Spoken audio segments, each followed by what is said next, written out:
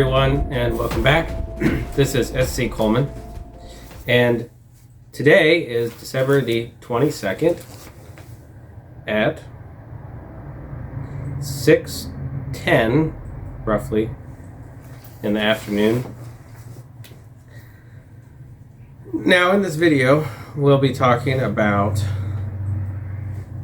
the Cabal, what is many referred to as the Cabal, which could be written as K-A, space or whatever, dividing mark, B-A-A-L, or Ka-Baal. Baal being the word for, allegedly, master, so the master. The symbol would be two of those theater masks in a circle, and this circle can represent many different things, but appears to be a commonly used symbol for the Cabal. The two masks of the theater symbol of the smiling face and sad face would represent duality, the fact that in their practices there's only ever two options, which usually are just different faces to the same coin. A coin obviously is a circle, and so is the sun disk, the halo, and metals used in different circumstances. So the circle is an important identifying figure, and is of course also used centrally on the modern currencies of today. Usually there's a circle with a portrait on it, but the portrait would be considered essentially a mask. And so in many ways, more ways than one, the theater masks inside of a circle represent them as a symbol, the Cabal, whatever you want to call it. But I like that name for them. And their words, just like in Game of Thrones, every house has its own words, are "you will own nothing and be happy about it." The Kabbalah can be spelled in a variety of different ways. If you spell it with K-A-B-A-L-L-A-H, you notice that in the word you have Kab and Allah. And if you spell it with a Q, Kabbalah, well, all of them really would contain Allah. But if you were to look them up, essentially the complicated explanations all lead to the idea of this cult built around control and acquisition. So the entire only purpose to this entity is to take things and control them, whatever they are. That is their singular mission, is to take everything and control everything. And that is essentially what you'll find in many different ways, many different terms, and many different explanations if you were ever to search those topics on Google, among other places. So this idea of acquisitions, they often refer to, especially in the canonic code, as alienation, but another word for that would be stealing. And so you can understand the multifaceted meaning behind the phrase "stop the steal." The three types that they list and relates to that particular way of looking at the world, that particular perspective, which is similar to a petulant child that states, "all things are mine because I say so and I want them." That is how they think. Anything in terms of ownership is going to be them owning it, and only them owning it. It doesn't matter what it is, it's theirs because they say so. And if it's not theirs, it will be theirs soon. That's their only purpose in existence. The three types are temporal, pastoral, and spiritual. Most would have a difficulty comprehending the world in the manner of the three delineations of ownership that they present here in the terms temporal, pastoral, and spiritual. Temporal relates to time. Pastoral relates to the idea of a herd of sheep or cattle or whatever. And spiritual relates to those things which cannot be tangible. Often people might consider temporal to be spiritual as it is not tangible. But in the context of the way they think, temporal is tangible and so is pastoral, in the essence of being something done in the physical realm, whereas spiritual is all about things done outside of the physical. And we'll get into some examples of those later in the video. Now, the whole idea of the alienation of goods revolves around the idea of copy control. Many of us would refer to this as copyright, but when you're thinking about their differential perspective of owning everything, copy control is more applicable rather than copyright, because in all senses of the word, they own the ultimate right. They are the master race, as they consider themselves. They own everything and control everything. Copy control is the primary mechanism for them to practically do this. And the first example we have today that is the most obvious and applicable is the DMCA, or the Digital Millennium Copyright Act, which everybody who's ever done anything on social media is well aware of what a DMCA strike is, or a so-called copyright strike. That is specifically leveraged, as told to me by a professor at the University of Nebraska-Kearney, by them to take down things that they don't like. They're, according to them, people infringing on the property copyright of universities, of essentially any entity that makes the DMC claim, and then if it's coming from a quote-unquote authorized authority like universities, then they have to, if they want to retain, of course, their platform, allegedly, adhere to it. Of course, most of the time, these platforms are controlled by the same people in the same structure, essentially, we might refer to as bureaucrats. They control the mechanism, and so it's sort of like them awarding themselves copyright strikes, right? They're never going to do that in a damaging way to what they believe to be their property. They do it to everyone else. But the Digital Millennium Copyright Act very specifically led to the heavy-handed censorship mechanism that we have today, or a more accurate way of thinking about it would be acquisition of the internet as a whole. When they issued the DMCA, they were issuing a declaration of control over the internet itself, which is mostly seen through the centralized mechanism of ICANN and the ability to leverage control over, not an accident, internet domains. That name is very apparent. The internet domain.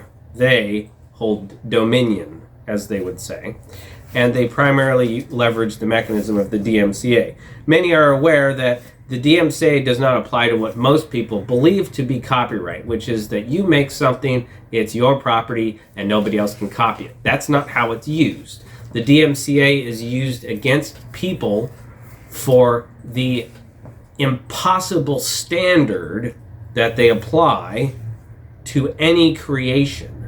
So, if you were to create anything digitally, they would say you copied it by using their owned medium of the internet. So, essentially, under this umbrella, the DMCA, Digital Millennium Copyright Act, only applies to their copyright over everything published in the digital space. That is how it works. However, this has been going on a long time.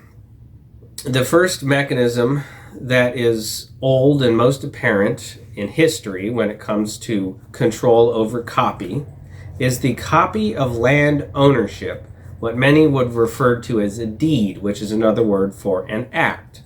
It's the main means to acquire as the Vatican calls it in the canonic code, temporal goods, or goods relating to the land without time. So the value of land is relative to time, and that is the reason why it's called a temporal good. Now, there's many other methods of paper copy control mechanism, not limited only to the specific control of languages, but especially to published and authored works. This will also relate to the second thing about how they acquire custom and practice. One of the main ways they do this, however, is control over papered works, authored works on paper that are then gone and revised. Different books or whatnot that have their whole content sometimes completely shifted and changed because not even a single word in that object is under the ownership of the cabal. And so even if there's a word in usage not adhering to their claimed intellectual ownership over that work, then they change it, and they change it by making a paper copy of it, but the copy has been tweaked a little bit. And so in that context, you can understand how they leverage copy on paper in control, and that copyright, when it refers to paper, is not what we believe, but is more akin to how they executed the DMCA.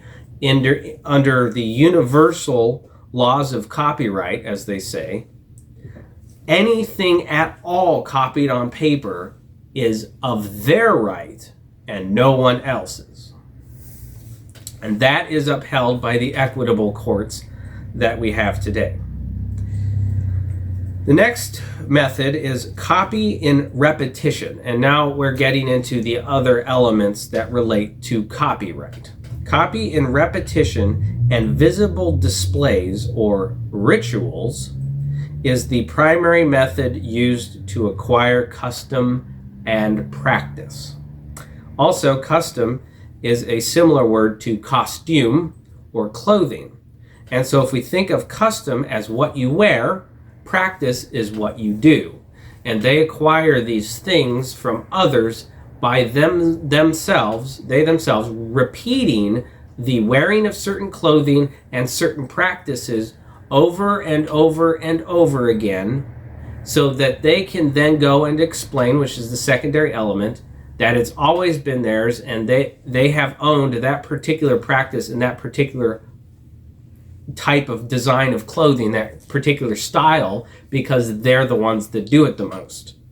So the idea of repeating a ritualized behavior and wearing certain clothings in a ritual fashion, essentially outside of its practical use, and you're simply doing it as part of a ritual of passage. You're just doing it as part of a means, like you do communion or any of these other things. Well, once you do that enough, and this is the way they do it, then they have minions and people who are incentivized to do this go out and explain that that is property of the entity, only because it has, as they use the words in the Vatican and other churches, has become a communal aspect of the religious practice.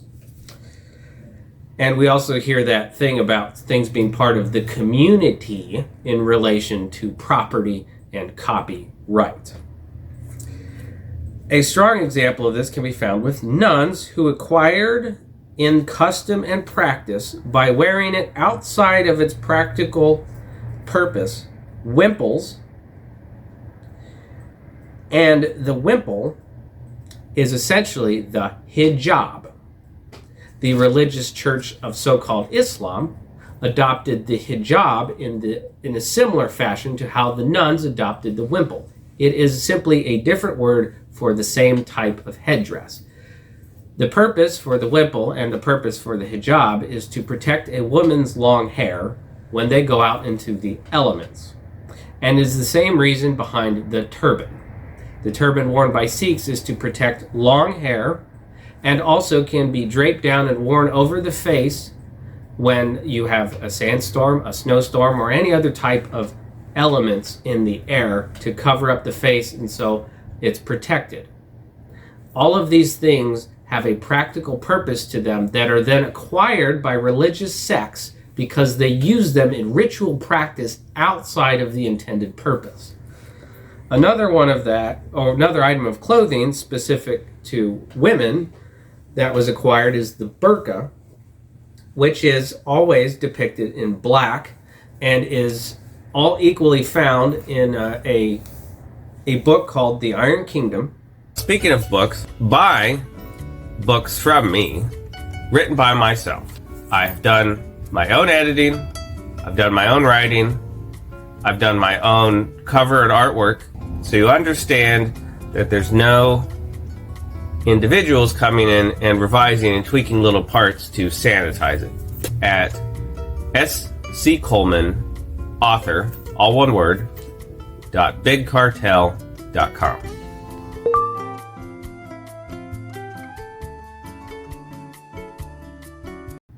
In which they reference deep mourning attire, which requires a covering of oneself in all black so that no skin shows. That is considered deep mourning. That means stay away. That person has lost someone, and they usually did it for great processions when it came to kings and other exemplary figures who had died. And so the hijab and the burqa have practical purposes to them, which have been subverted by religious elements exercising ritualistic practice in order to acquire control and ownership over someone else's custom and practice. Many might refer to that as cultural appropriation. However, in most contexts, when the word cultural appropriation is invoked, it's because they're stating to someone else that there will be consequences for that someone else copying what they say to be their property, either clothing or some sort of practice, including, of course, and specifically of importance, martial arts. The Amish are also known for this, taking attire that had at one time a practical purpose to it, and then wearing it and embodying it in a ritualistic fashion so that when you go around and you attempt to dress like that, others will come up and say, "You look Amish." An example of this is in the Levantine Adventurer, The Travels and Missions of Chevalier d'Arvus, blah, blah, blah, by Warren H. Lewis. I've read that book many times and noted it in many of my videos.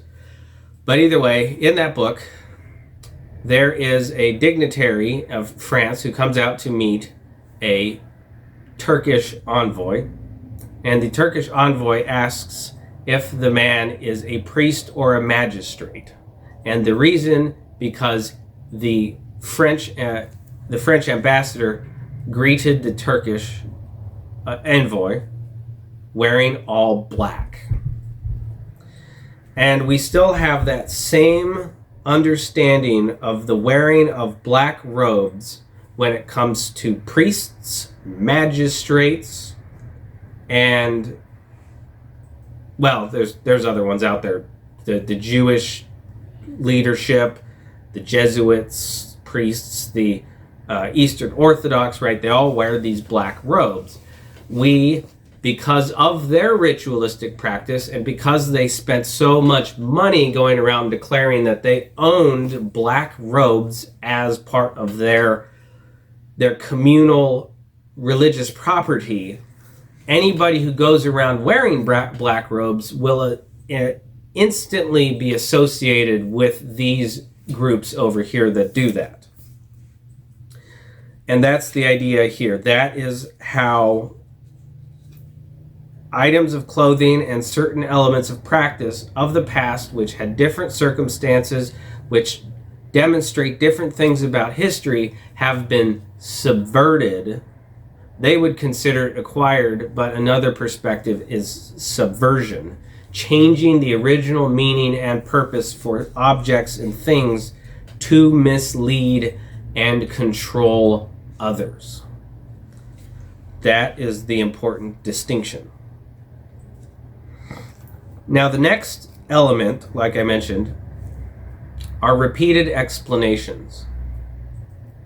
Always just about false or half-truths, and they're used to solidify acquisitions. Once you do all of these other things, then you have an army of liars that are incentivized to go out and spin yarns to solidify the acquisition. Today, one of the most outspoken elements that does this would be the government, the so-called government, which really is nothing more than a banking entity that deals in types of credit. Those types of credit can be understood when you think about the word credit, which is actually a unification of two French words, cre and dit. Cre means to believe, and dit means to say. So another way would be think, say. Now the government, when they deal in credit, the so-called government anyway, they're not really a government, but they're a governing body of the corporation, the universal church, essentially the cabal. When they deal in credit, they deal in essentially three types. The first is accreditation, or giving credit to another, licensing, licensure, permits, those types of things. That is the giving of credit, the giving of say. Yeah. Now the next one is the giving of bad credit. So when somebody does something, the government, so-called, comes in and then accredits activities and actions to that group, which is very apparent when you have, say, CIA going around and planning terrorist bombings, and then they accredit that to a people group over here in the Middle East who wear a certain style of clothing and whatnot. That's the idea of giving bad credit. So those two types of dealings all are covered under the word accreditation.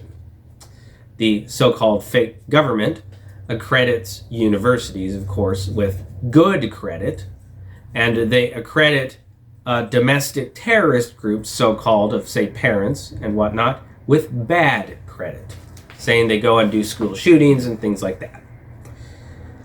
Now, the third type of credit that the government deals in is financial, but it's accurately described in the cardinal principles as essentially somebody who,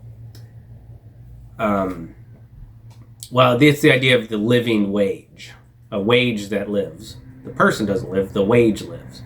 And so the fake government deals in financial credit in a different way than most of us would understand it to be.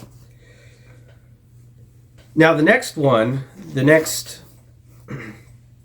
group that is known specifically for its ritualized public display and then subsequent explanation for the use of acquiring customs or costumes in practice are the so-called gays, who go out there and specifically seek to acquire custom and practice of so-called masculine groups. Cowboys, right? You have Brokeback Mountain or whatever. I was gonna say Brokeback Ridge. That's that's the Clint Eastwood movie or whatever, or Mel Gibson. Who cares? But either way, they acquire the masculine look of the cowboy. So that way, whenever anyone walks around with the masculine look of the cowboy, especially those coming from Texas, they will be associated with that movie and the gays. It's the same with Marines and Navy.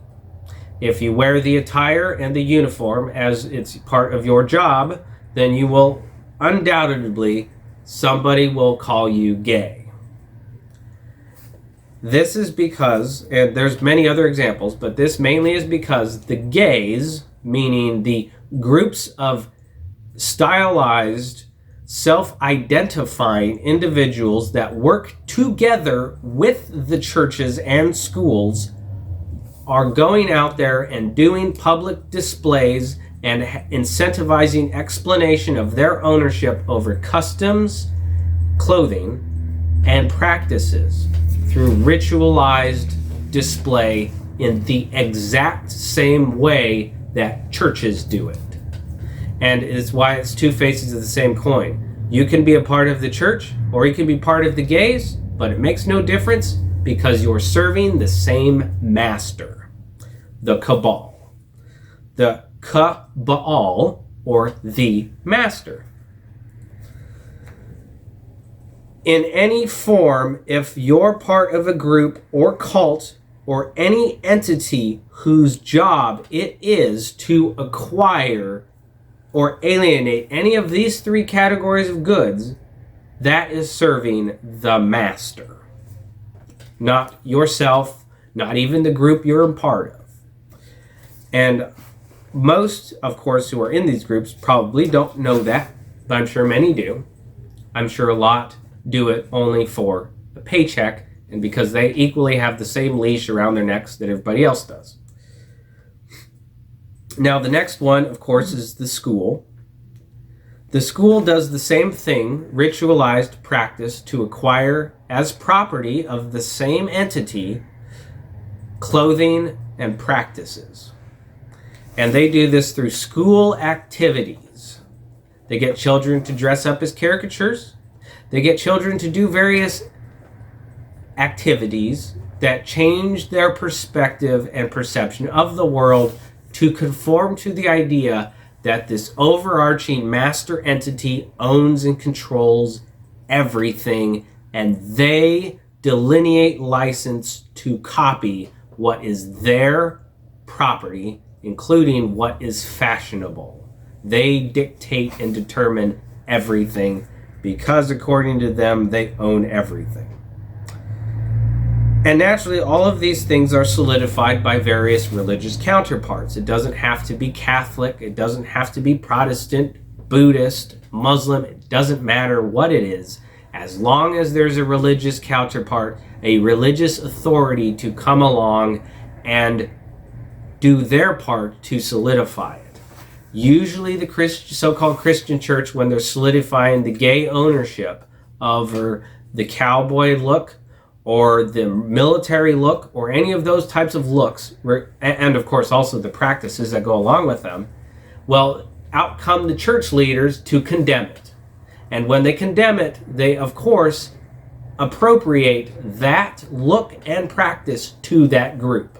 So in every regard, you always have two faces of the same coin playing off each other to make sure they acquire ownership over what they're attempting to subvert. That's, of course, the primary word there is subversion, because when they're doing it in this organized, strategic manner, they're waging psychological warfare and are involved in the constitutional definition of treason, which is very important. Now, an example of this that I can use for my own life, other than, of course, all the other ones which affect everyone equally, is I published a video on YouTube called Paving Over the Bodies of Banditos. And this video I published initially with 3.7 thousand views on YouTube. And it was essentially the first covering this topic of what was going on with the Banditos in Texas relatively recently. I believe 2 years ago or a year ago. Either way, in my video I talked about the practical activities of what was really going on there and the fact that it related to highway construction and this Spanish railroad company which had been contracted to work on the Texas highways. Now that alone is suspicious, but then all these other events that seemed to happen around the same time that this company was awarded contracts and things like that, all of the patterns were adding up. Well, my video was instantly taken down from the search results. You couldn't search it anymore. It wouldn't pop up under the algorithm or whatever. And there was a proliferation of different groups arguing back and forth between them about how the whole thing was about rival gangs. So you had these individuals pretending to be at odds with each other when in actuality they were working together to subvert what was actually happening, the reality of what the situation was. And that happens many times across the planet, across the board, everywhere. That is how we never get any real information, because there's such a strong incentivized mechanism by this entity, these people that work for this entity, that serve this acquisitions theft master. They work together in the same way that you would find, you find that same scheme replicated all over the place, where these two people have a fake fight so they can get away from somebody for something they did, right? They engage in a fake fight, punch each other, hit each other, do all this other stuff, and they can get away with it. You have the people who are about to get caught for something on, television, movies, and whatnot, and the one guy shoots him to look like that person wasn't working with him, right? That's the same idea. You have two groups pretending to fight each other, but they're actually working towards the same end. Now, the next thing, as far as the forms of credit go, is you have social credit, you have action-based credit, you have financial credit, and then you have historical credit. Social credit is the thing that has become a taboo word, but in fact we're all living under. The credit score is a social credit mechanism, but it's not the only one. Specifically, Social Security is a form of social credit. It is credit given to those in terms that individual will adhere to the behavior assigned, or that credit will be withdrawn. That's what Social Security actually means. And your Social Security number is one of those leash mechanisms to ensure that credit is given where it's due, which is to them. They control you and everything you do, and you will owe nothing and be happy about it. The next type of credit is action-based. It's the idea of who takes an action, and when you look at the government and the way they do things, inherent actions in nature, the credit for that action is always taken by some sort of governmental entity. Like the joke would be, clear skies brought to you by the Department of Weather Conservation, or some nonsense like that. There's always some entity out there ready to take credit for things, for everything. Anything that's mundane, when people follow standard practice, who don't want to get in a wreck, they drive carefully. Well, there's always some way to take credit for what that person does. It's a important mechanism and way to beat down into submission those individuals that they consider part of their property, which is everyone, and also to discredit any activities that anyone else does, because the only copyright allowed is by those authoritative, licensed, accredited entities allowed to give permission to copy anything in any format.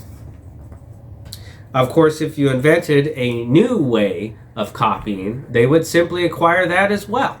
And they would do it the same way they have acquired all forms of copy, whether it be paper, CD-ROM, auditory, visual, or digital, or any other form of copy. Sharing stories is an auditory form of copy that's neither digital nor written. Well, they'll acquire those as well. And they do it the same way every time. So, some examples here of stolen customs and practice, which relates to the word plagiarism. That's another thing that's important to note. Plagiarism in the school system is a specific charge that they use inside of that system. You can't say be arrested as far as the equitable courts go for plagiarism, except you can. But either way, if you quote-unquote plagiarize something without quote-unquote giving proper credit, then you'll be kicked out of the school. Now, you have to think about this in context of what the school actually does, which is they publish works that were written by students. They steal the intellectual property, but they claim ownership because of where it was published. And they use this exact same mechanism to steal people's intellectual property, because it is theft. They steal people's intellectual property on Google and other platforms by claiming right to copy over location of publishing. This is a diametrically opposed concept to the U.S. Constitution, which they use the same idea to acquire copyright ownership over the Constitution itself, which is a particular element of usurpation and treason, which has to eventually be punished appropriately and severely. And I hope soon that will be coming. But either way, when we get into some examples of these stolen customs and practices, which go back a long way, Christmas is the most obvious. And this is a perfect time to reference that particularly stolen subject. Christmas is actually a conglomeration of various different practices and customs, all wrapped up together and acquired in a nice, neat little package by the so-called Christian church. And of course, the word Christian church is another acquisition over custom and practice by the cabal entity, of which they'll acquire anything. Everything and absolutely all things are, according to them, their property. And anybody who has not yet given over their property to them is simply a steward holding on to what's rightfully theirs, as they would say. So Christmas, wrapped up into it, are elements of Chinese custom and practice, with the red being a color of prosperity and representing a good fortune-based future and life and many other things, as the New Year, the Chinese New Year and Chinese weddings are conducted in the color red. Also, you have the voyageurs dressed up as Santa Claus, being the ones that delivered packages via boats to far-flung and difficult-to-reach places, all decorated with lights on trees so that they can find their way. And there's many other practices and customs all wrapped up into Christmas. And anyone who goes around saying happy holidays is doing so in the alternative method of solidifying Christian so-called church ownership over the Christmas tradition, of which it is not a singular tradition, but actually multiple traditions all wrapped up into one, teaching us about our history and where we came from, and specifically all of those things being subverted by liars, thieves, and traitors. The next one is the idea of changing a right of way, the concept of what a right of way is, and human rights. See, we have these sayings in our custom which relate to the idea of right of way. The first of those is taking the high road. It's considered taking the high road when you don't engage in an argument with someone else, when you preserve your dignity, when you don't stoop to someone else's level, right? You have that imagery when it comes to elevation, stooping to someone's level, taking the high road. These are old concepts around right of way, but it has become who dictates the right of way that determines who has right of way. When you get in a crash, people understand that the right of way goes to that individual that was following the dictated rules of the road. So there's a very strong differences in historical custom and practice to the phrase right of way, which are not applicable to our current understanding of that phrase. And the next one, of course, in relation to right of way, are human rights. Instead of human rights being rights of natural cause and will to humans, as in you have a natural right practically to your creations, because you made those creations, you comprehend and understand them, and you have a right to use those creations how you will. Well, they changed that under the Universal Declaration of Human Rights to mean your human rights are the ones appropriated to you by the ones that own human rights. And the idea of copying human rights and even using that word human rights. And so both of those together give an understanding of how the specific word right has been subverted as well. The next is the swash, a practical piece of clothing which is tied around the midsection. It's usually a long piece, similar to a scarf, which is then first wrapped around the stomach, or first placed around the stomach, wrapped around the back, and then comes back around again and then is tied in the front. That's a swash. It is attributed to the caricature of a pirate, usually dressed in the attire of the 1600s, being that outer coat with a line of buttons down the side, sometimes with a wig, but always with a wide brim hat, usually carrying a cutlass and flintlock pistol. That is the caricature. The swash, however, does not come from the so-called 1600s pirate, but was worn by them. However, it originally comes from the Levantine coast in North Africa and was worn specifically by janissaries and various other figures of stature. It was also worn by the French-speaking travelers called the voyageurs, inaccurately and falsely explained as being French subjects, but more appropriately would be French-speaking North Africans or Christian pirates, so-called, wearing the swash. And then they have other ridiculous false explanation that that's the original weightlifting belt because voyageurs had to lift heavy weight. Yeah, there's a lot of people and groups that have lift heavy weight without the need for wearing a belt. That is completely bogus, and like all of their other explanations, is designed to determine gullibility. When somebody comes along and presents you a ridiculous explanation and you believe it, that means you'll believe other stupid falsehoods that they spew out of their lying mouths. That is an inclination or an indication of someone's gullibility. Now, if they come along and say, no, that's false, then usually that person will scamper away and then create rumors and attempt to navigate socially others against you for being, quote unquote, a grammar Nazi, or correcting their inaccurate and intentional falsehoods. That's the big deal. It's not, it is intentional. Now the next one is the gi belt, the belt worn in martial arts. Usually explained in the color system as those initially practicing until their white belt became black. That is a ridiculous and false explanation backed up by absolutely no real consequential historical record. Of course, they could fabricate the historical record out of thin air like they always do.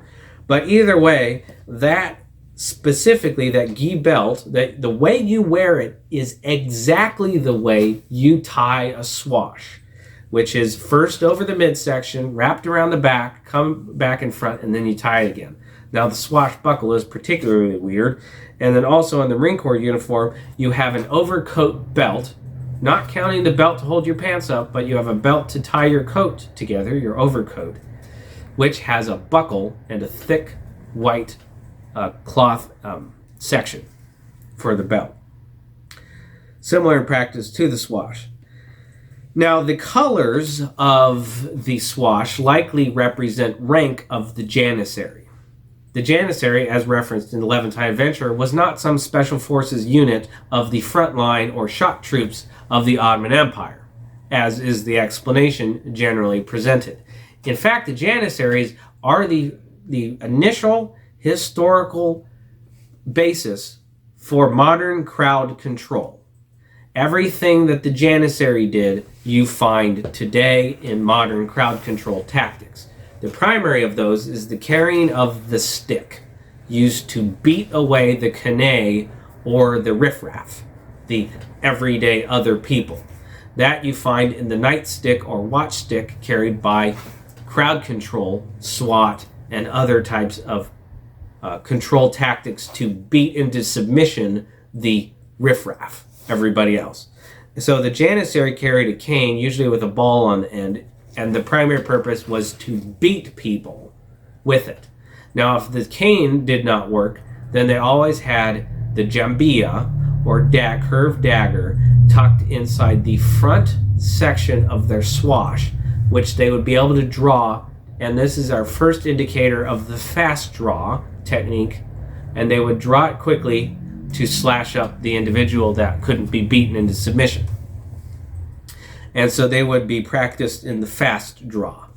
Now, in modern depictions of the Wild West period, often they have a pistolier or a gunslinger carry in their front midsection across the front of their stomach a pistol.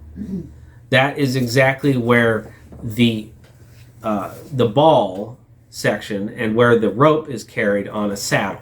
It's completely idiotic to believe that the horse riding cowboy would carry a pistol in their front section. That is, however, distinctive of the Ottoman janissary.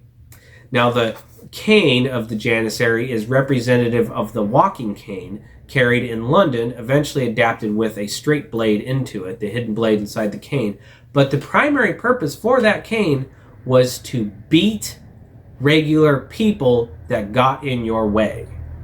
That is the real purpose to it, to control the crowd. It's got a very distinctive profile for any that would remember the old Ottoman Empire, which there's obviously no one alive today that would.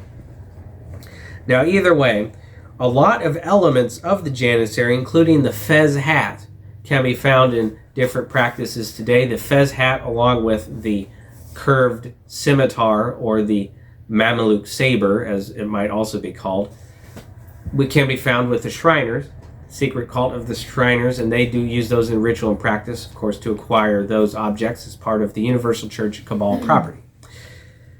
Now, the other thing about it is that the janissaries walked on foot. They didn't generally ride on horseback. And the donkey was considered the primary mode of transport in, say, Egypt, whereas you weren't supposed to ride horses because they were holy animals. So there's another way to acquire the horse's rights as property by delineating them being holy animals, and so they cannot be ridden. It's an offense to the horse to ride it, essentially. And of course, we have a lot of these elements in the Levantine coast of the Turkish Ottoman Empire that we see with the Cabal and how the Cabal does their modern control tactics.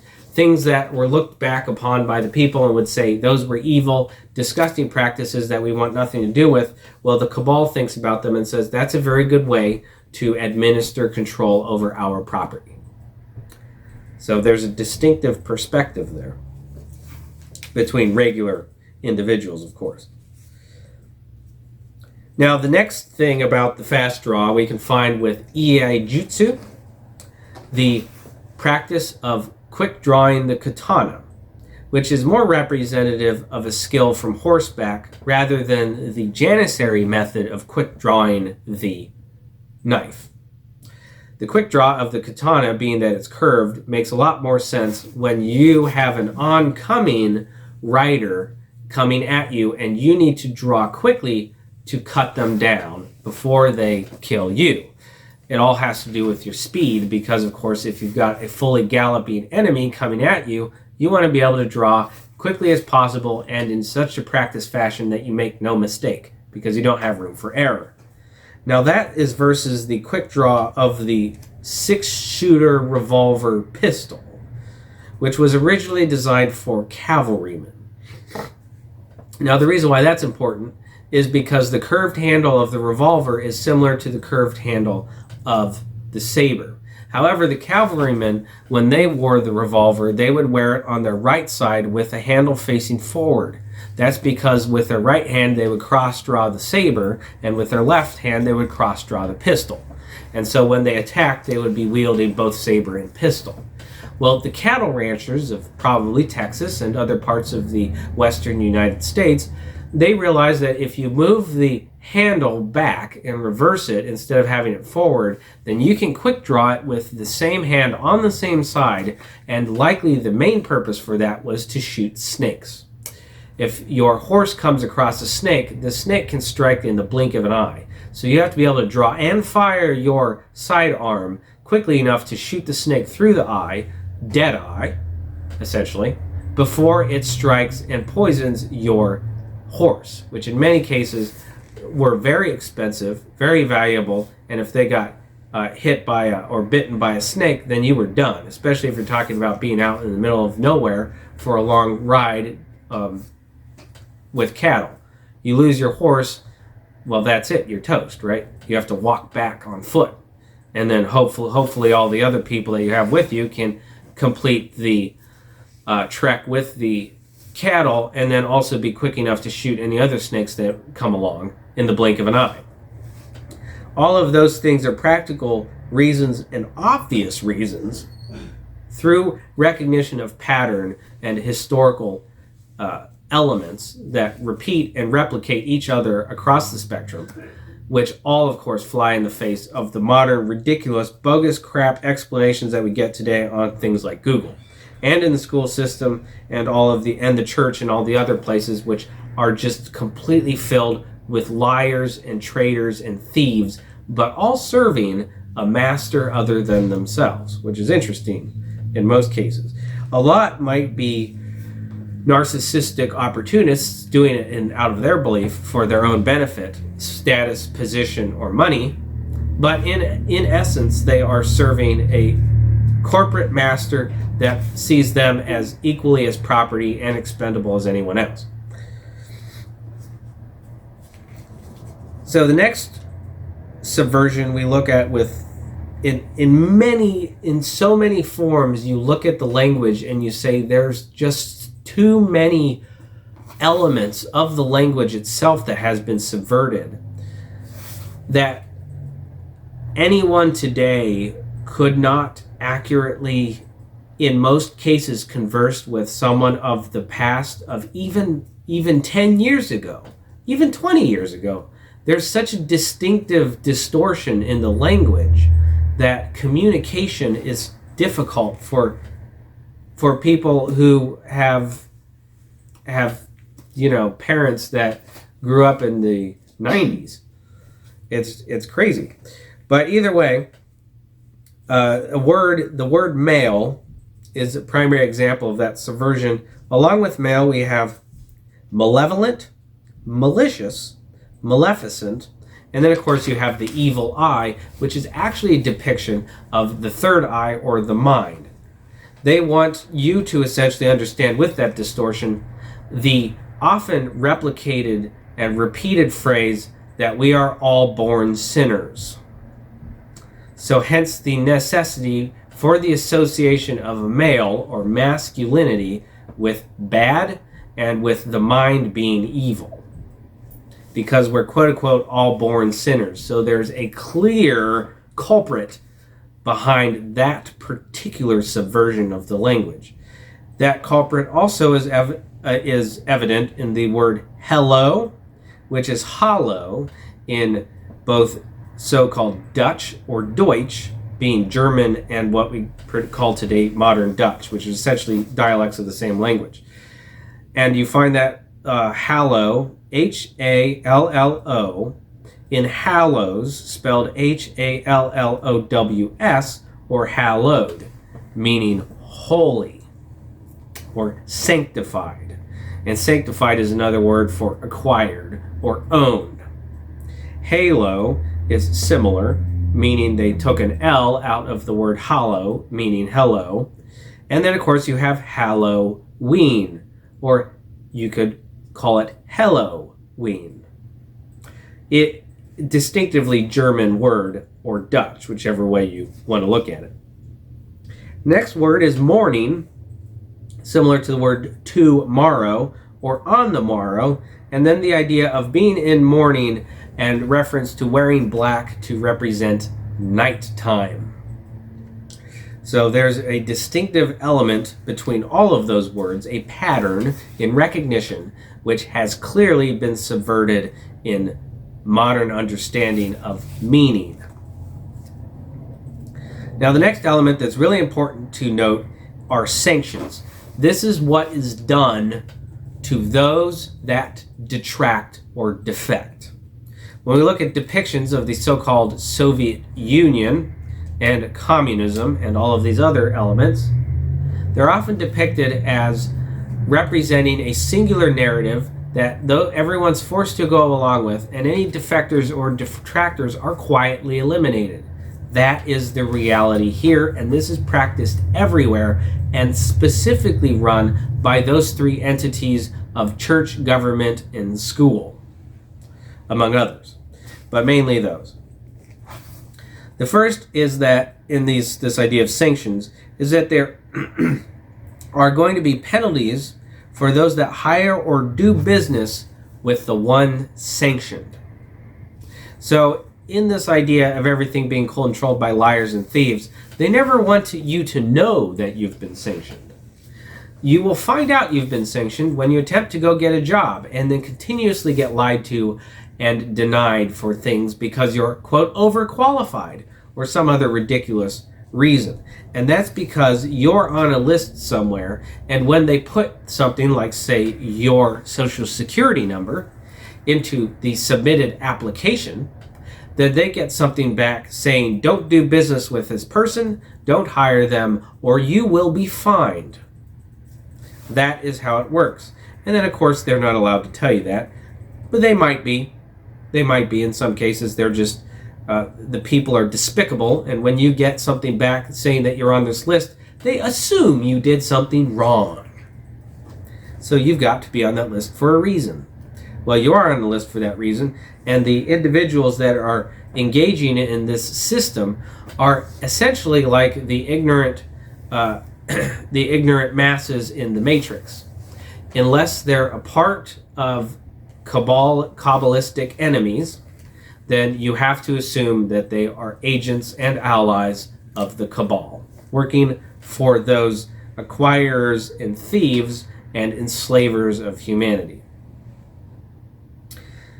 Now, the next element to note is that once you've been sanctioned and you start finding out that you can't make money anywhere, a so-called living wage, you are obstructed from practicing inside of the metered system of living life, essentially, as they see it. You can't get a job, you can't do business, you virtually can't live inside of their metered matrix structure. Well, then they instantly have the mental disability label or other easy explanation to, tell the other elements and other people inside that why you are reacting strongly to being sanctioned. Well, it's because you're mentally disabled, because you're the one that did something, because you copied something without their permission.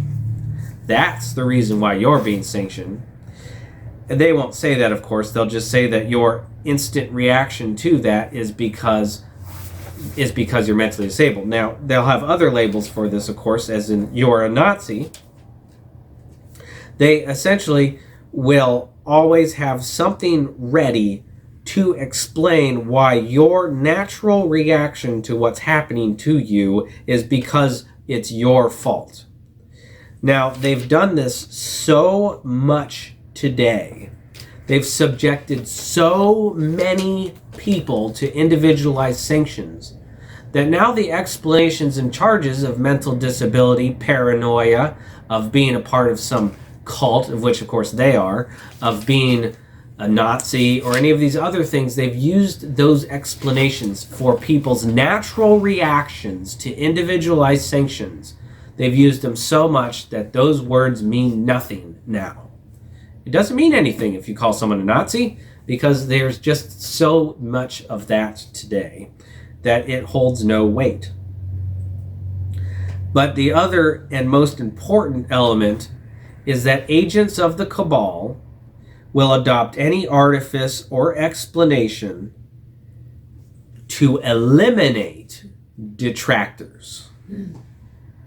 If you are not doing what you're supposed to be doing according to them, then you need to be eliminated, and they will do it quietly under whatever mantle or method they require, and they have an army of liars ready to cover it. That is the reason why when the so-called news media goes out, they say they are covering a story. They are not, in essence, lying about what they're doing. They are there to cover it up, whatever it is. Usually some sort of assassination or murder.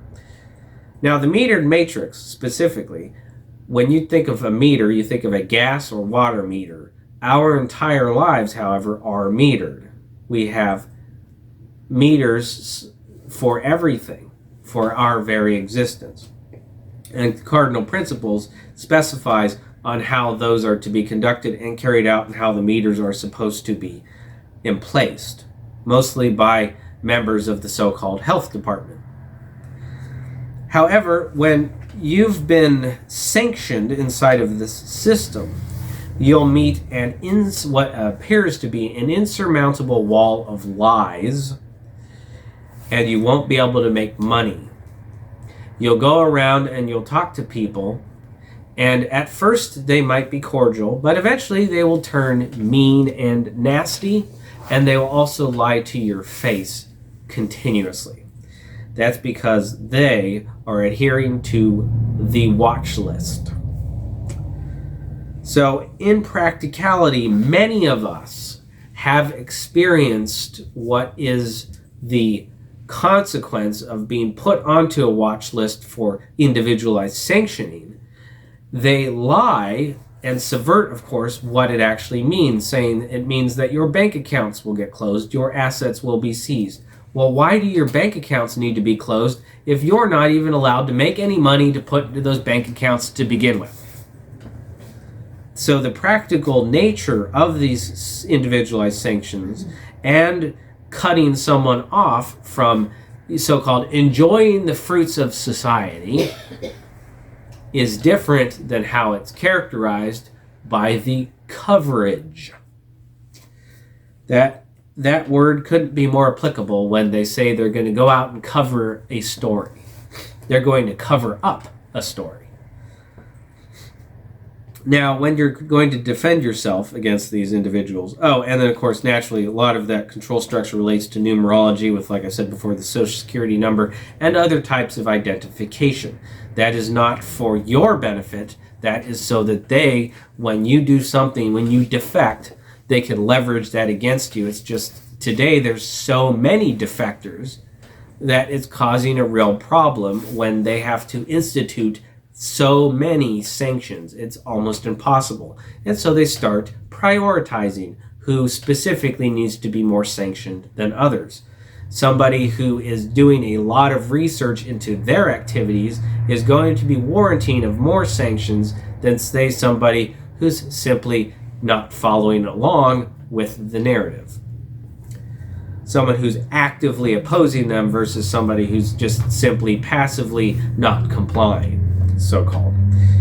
Now, the next idea that we need to cover, and the last element to this video, is the idea of defensibility. Now, the first and primary requirement, if you're going to defend yourself from this, and in many cases, if you've been sanctioned, you have no real choice in the matter, is there needs to be an eye for detail, and specifically self-conduct. They, because they are privileged in the system, the agents of this system will be able to adopt any mantle, artifice, any cover required to eliminate you, and then to explain it away as you're insane, suicidal, paranoid, corrupt, a Nazi, or you simply died of natural causes, or whatever nonsense they want to make up to cover the murder. So there is a requirement to notice things in your environment to ensure that you conduct yourself in a way that makes you a hard target, to use the military term for it. You want to ensure that you know who's cutting your grass, who's coming inside of your house to do plumbing, who is checking the meter. Now, they'll send whoever they want. Anybody can put on an orange vest, walk up to a house, and check that person's meter. And you're not supposed to impede them because they're under official business. It's just like the person who apparently wore a fake sheriff's badge to go to the so-called JFK Jr. rally, if that can be believed. And of course, there's other elements to this as well. Now, I personally attended a concealed carry class at the Ohio State University, which was complete crap and was specifically for veterans. Veterans have experience handling multiple types of firearms, not simply pistols and not simply pens or pencils or any other nonsense of things that could be used as a weapon, quote unquote. Now, this concealed carry class, mind you, in front of a group of veterans, many of which had been to combat, we had a 18-year-old, well, she looked 18 anyway, 18-year-old, just barely adult woman, girl, go up in front and say 97% of veterans commit suicide. Of course, she just gets a room of blank stares because we're not going to tell her how ridiculous that is. And we know that she was sent up there on purpose by the attorney standing off to the side, who then says that on school premises, you're not allowed to carry anything that can be used as a weapon, period. The typical type of crap that comes from these wicked traitors. Now, I went up to that attorney and then said, well, okay, what if somebody dressing as a policeman pulls you over and you don't know if that individual is legitimate, and considering the thuggery of these uniformed culprits, you can't verify their identity even if they are legitimate, because they'll just draw and shoot you simply for talking back to them because they were afraid for their life, right? They always use that nonsense. Well, he just simply told me, being an attorney, of course, that yes, there were children gallivanting around in cop uniforms and in police cars giving people fake speeding tickets. And that's it. That's all I can say about it. And that's about the typical response you get from these people when you ask them any type of difficult question. They just throw out an explanation here or there. Or they agree with you until you go away. That's what it's like getting handled. Now, either way, when it comes to that, regardless of whatever nonsense they say, and regardless of the fact that they want you to consequentially make yourself an easy target for them, which is the idea behind prohibition of weapons to begin with, an eye for detail and how you conduct yourself is very important, and you have to always be, number one, aware of your safety and your protection above all else. Doesn't matter what they say. Now, a way to do that is through thinking about cheap alarm systems. Most of the time when an alarm system is expensive, it's also controlled. It is very easy to manipulate and to remove modern camera or beep-based, any sort of electronic alarm system, simply by either jamming the frequency or cutting off the power. Even if there was a closed circuit, that closed circuit can be compromised and those systems can be jammed. It's much harder to, say, jam a tripwire. Now, you don't want to blow yourself up by putting highly explosive ordnance, but you could connect a line to a party popper, and that works as an alarm system. Now, there's other things people set up with, say, cans, different other metallic elements, and other ways of catching intruders in a cheap, easy, and effective means. That won't, of course, blow your foot off accidentally. Another one are these poppet things that you can put under mats. And then there was that episode in what was it called? Breaking Bad.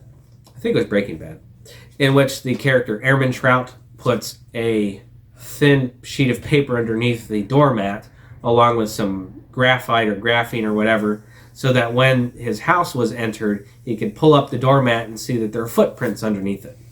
That's another technique. So it's really only limited by a person's creativity. But the more expensive an alarm system is, the less amount you can trust it. And the only thing that you really can trust, especially when it comes to food and things like that, are those things in which you know for certain what's been put into them because you did it yourself. Anything otherwise, done by a third party, handled by a third party at all, is an element for someone coming after you to get you, essentially. All of these things, of course, can be turned on their head, and you can become the hunter, adopting any artifice, mantle, or doing whatever it takes to eliminate agents of the cabal, and of course they fear it. But usually they believe it will only come from someone like them if they defect or detract. Now, the last element are alternative recording mechanisms. This is not simply because they claim ownership over all copyright, over all mechanisms to copy things down, but if you have alternate forms of recording, they won't think to look there if they try to steal your stuff. You know, most people immediately assume that somebody's going to have backup recording mechanisms when it comes to the digital space or written, but there's many other ways that you can imagine recording. Obviously, saying a certain story and then repeating it to others, that's a mechanism of recording. But of course, they try to acquire that by saying that you're only allowed, right, operative term there, allowed, to say certain, quote, sacred, protected Native American stories when you're licensed to do so, and that you're only allowed to say them at certain times of day, certain parts of the year, that other types of nonsense. That is the idea of acquiring the right to copy by verbal repetition. Just like the acquiring the right to copy by clothing, the wearing of clothing in repetition, and the practicing of certain things in repetition, martial arts, whatnot. Unless you're authorized to have the certain belt color, then you're not allowed to practice certain techniques in martial arts, right? That's part of their control mechanism and all of their different licensing ways to control copyright. Anyway, thank you. If you have enjoyed this video, please check out my other works. There's more to follow. And Merry Christmas.